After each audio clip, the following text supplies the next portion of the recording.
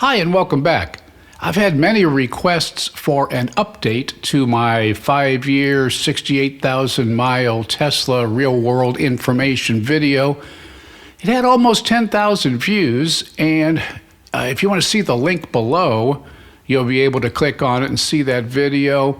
It's very in-depth, but this video is going to be shorter, and it's going to be much more concise, and just really dealing with the high points, so to speak, all right? So I recently passed, back in September, I passed my 6-year anniversary. I now have over 80,000 miles on the car. I'm recording this in late November. So we're going to cover some items here one at a time. We're going to talk about number 1, reliability. Number 2, battery health. Number 3, costs. And then maintenance and repairs. Then we're going to get in, and also the fuel costs as well. We'll talk about the convenience and the inconveniences of owning an EV. And at the very end, I'll show you how to get a $2,000 discount on a new Tesla if you're a new buyer. This is a program Tesla is running right now for a very limited time. So all of the information is good information, but if you're thinking about buying one, I'm going to give you a discount code at the end, and you'll get a $2,000 discount while this program is on, okay? More about that later. Let's talk about the car. Number 1, reliability. It's been excellent. I mean, like 5 stars. Even after 80,000 miles, I've had no oil changes, no hoses, no belts, no transmission. The only maintenance that I've done has cost about $70, and that's to replace a couple of cabin air filters, okay? And I still love driving the car. I mean, it's fast, it's quick, it's nimble. I don't have any squeaks or noises or, you know, usually when I have a car about 80,000 miles, I'm ready to get rid of that son of a gun and get something different, but this is still a joy to drive and all right, let's talk about battery range for just a second. It is in line with original estimates. When I got it new, the EPA rating was 300 miles. And right now, after 6+ years and 80,000 miles, I'm getting about 265. So, you know, roughly that's 86% of the original. And that was, again, in line with their original estimates because they expected the range, obviously, to go down. Batteries do kind of wear out. But I also want to point out for those who are saying, what are you going to do when you put new batteries in the car? I still have an 8-year, 120. I started with an 8-year, so I still have 2 years left on my warranty and 120,000 miles. I'm going to put that slide up here in just a second.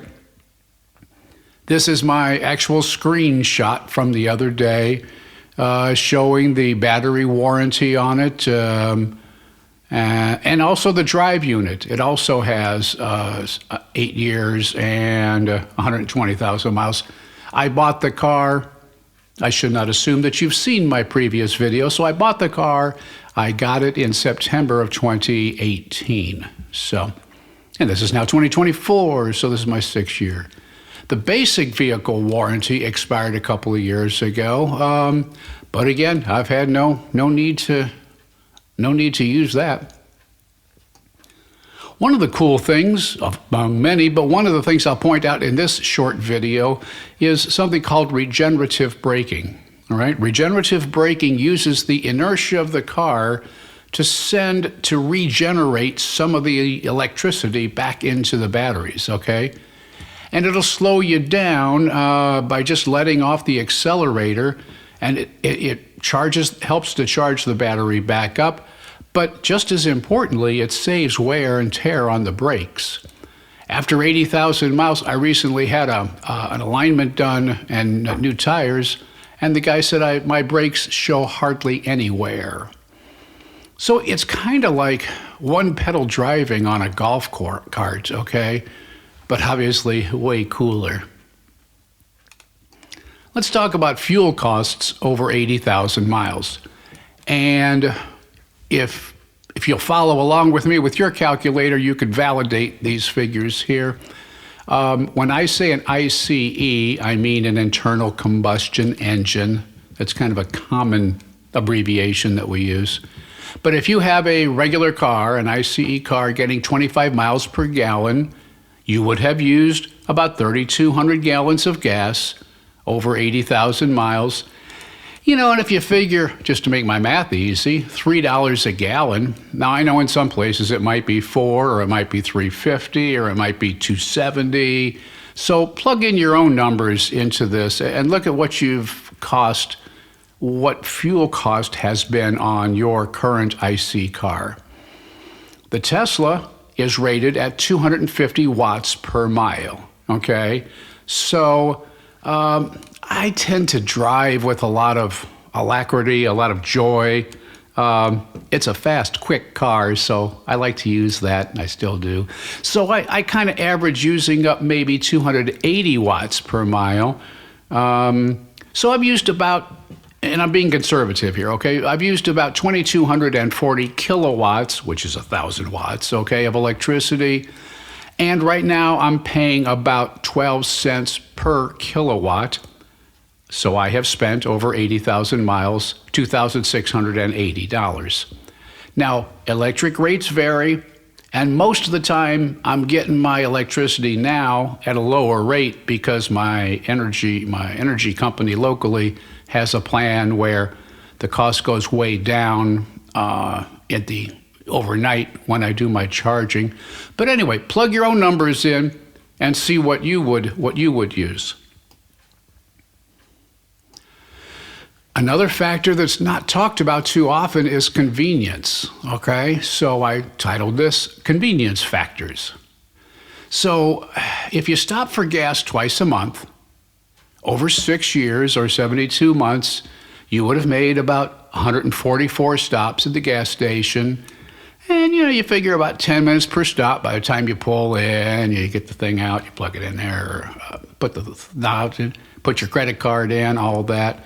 So that all adds up to 1,440 minutes, or about 24 hours over the period of 6 years. And sometimes, well, if it's dependent on weather, it might be a little bit longer, or if there's a line, that would be longer still. EVs can be set to charge overnight when electricity rates are the lowest, and I am comfortable sleeping in my own bed. Assuming you drive less than 200 miles a day, that's going to cover most of your needs, all right? Now, if you are driving long distances, you do need to pre-plan your charging stops every 200 to 250 miles, or whatever the range would be on the vehicle that you are purchasing, okay? And that amount of charging time can take 20 to 30 minutes. Well, you can stretch, visit the facilities, grab a Coke or whatever, take a little bit of a break on your drive. Keeps you fresher too. Our next slide, well, you know, with all upsides, there's got to be a few downsides, right? So I don't want to squash those, all right? The range decrease when it gets cold, all right? All batteries lose some power when they get cold. It's simply a matter of the chemical reaction and the heat, okay? So when they get cold, and the EVs are no different, all right? It's especially noticeable if the temperature gets down down into the teens or under 10 degrees Fahrenheit. It can lower your range by maybe 40%, okay? So you need to take that into account if you're planning long road trips in the winter.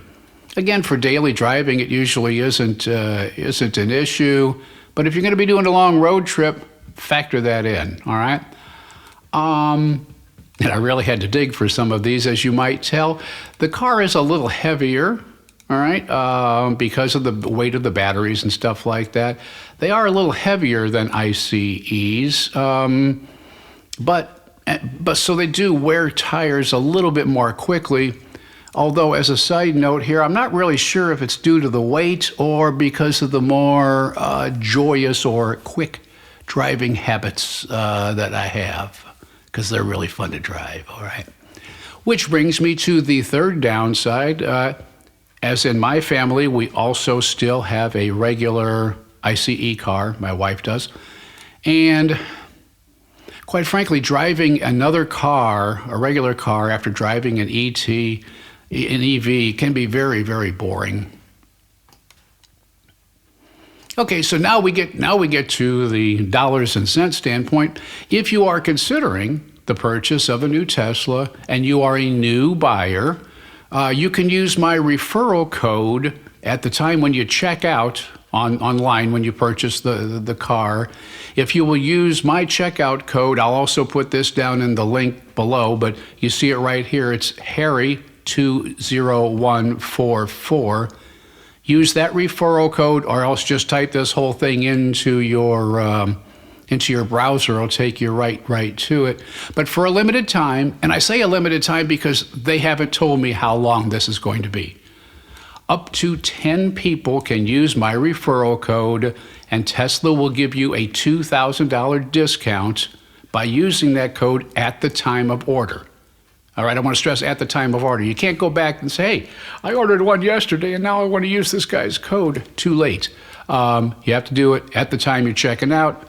I can only give out 10 of these, so first come, first serve, all right? As always, check the website for current details.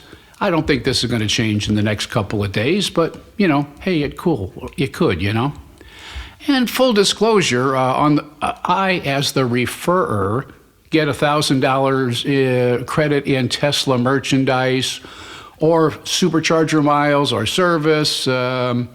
But you can see by watching my previous video, as well as the previous part of this, my view is unchanged with or without this promotion. I want to thank you for tuning in.